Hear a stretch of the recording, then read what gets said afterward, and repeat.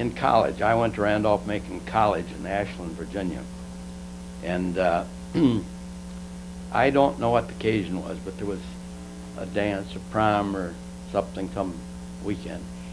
And I was thinking it may have been a graduation, but it apparently was 1938, and my graduation would not have been in 38. That would have been my second year there. I apparently wrote a letter to Mary Jackson inviting her to come to the prom. Mm-hmm. And when I talked to you, I didn't know what happened except she couldn't come. And but among the letters this morning that my wife was going through, there was a letter from Jackson himself.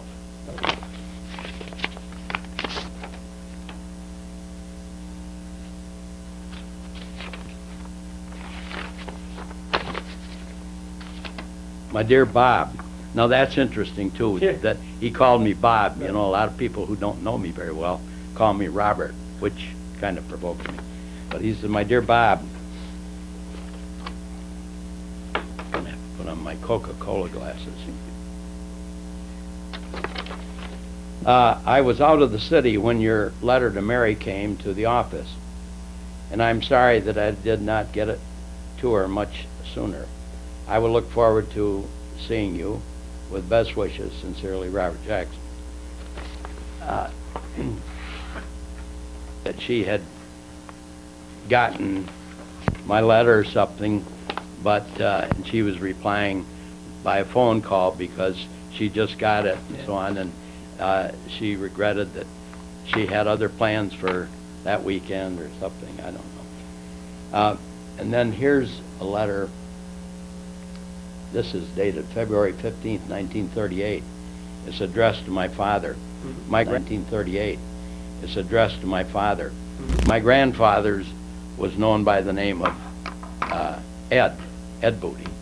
My father, with the same name, was called Ned, and I, with the same name, went by my middle name. See, that's why it's E. Robert. Mm-hmm. And my son, my oldest son, who's in Baltimore, he's the fourth, and we didn't know what to call him, and somebody said Ted, and I said, well, gee, that's a nickname for a Theodore, and they said, what about Ted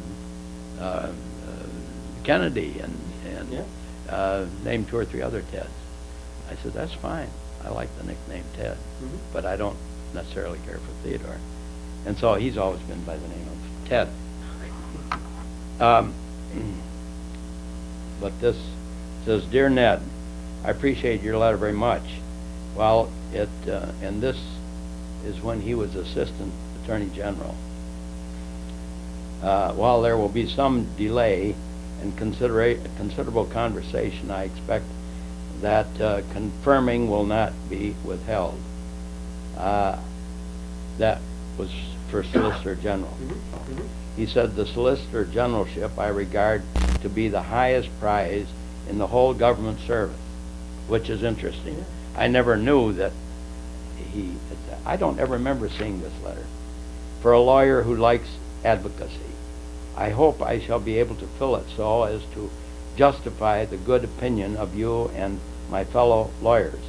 I noted by the papers that Mary, that's my mother, is south, and hope she will have a pleasant trip. We often speak of our trip to Puerto Rico. So this, of course, was written long after we were in Puerto Rico. With best regards and good wishes to you and Mary, in which Irene joins. Sincerely yours, Bob. And that I thought was a nice, I want to look at it. Those are great. I'm glad you kept those. Yeah, same here. He was Assistant Attorney General at the time, and he'd been appointed subject to Confirmation. as Solicitor General. Yeah. Oh, isn't that nice?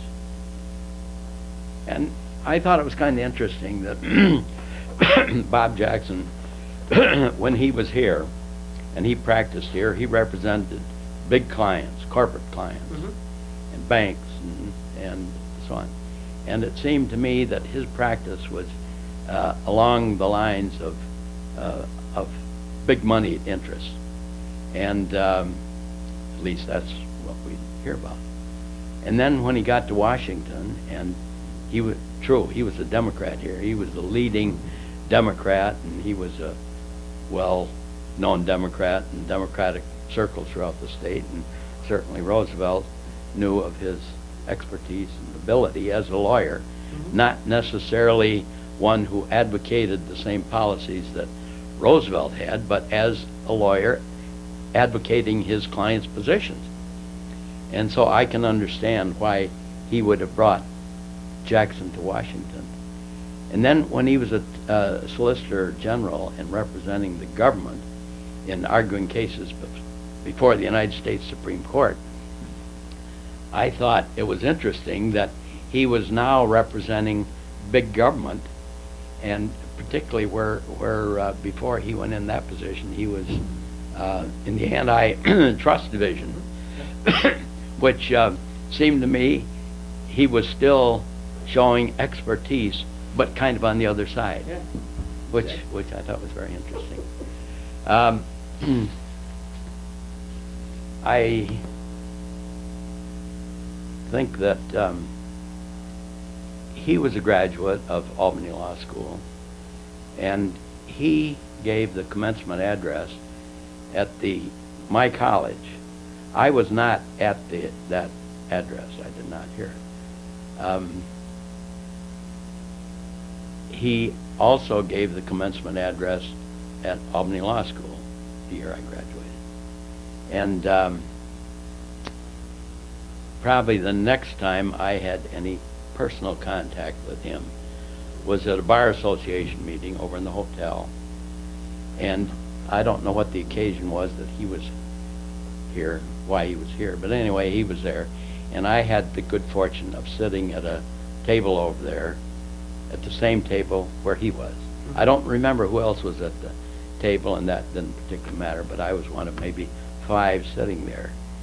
And I can't remember what it was that came up, the subject of a presidential proclamation or a request or something. And I think that it was about declaration of war. And he said the president, but he was Attorney General at the time, and I didn't check to see when he was Attorney General, but it was during that period. And he said that the president, the subject of Roosevelt came up, and there was discussion of it. And he said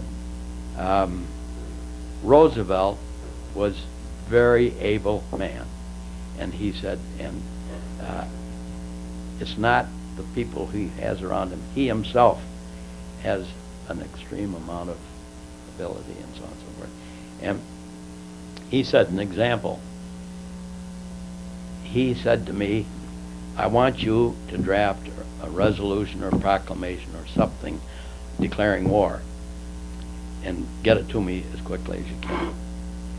And Jackson said, well, I said, just what do you want in that declaration?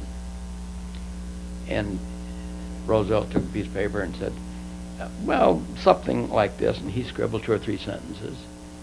And he said, something like that. And he gave it to Jackson. Jackson said, I took it to the office, and I struggled and worked, and I tried writing things. And I got all through, and I said, I can't improve on what he wrote. And that's what it was. Incredible.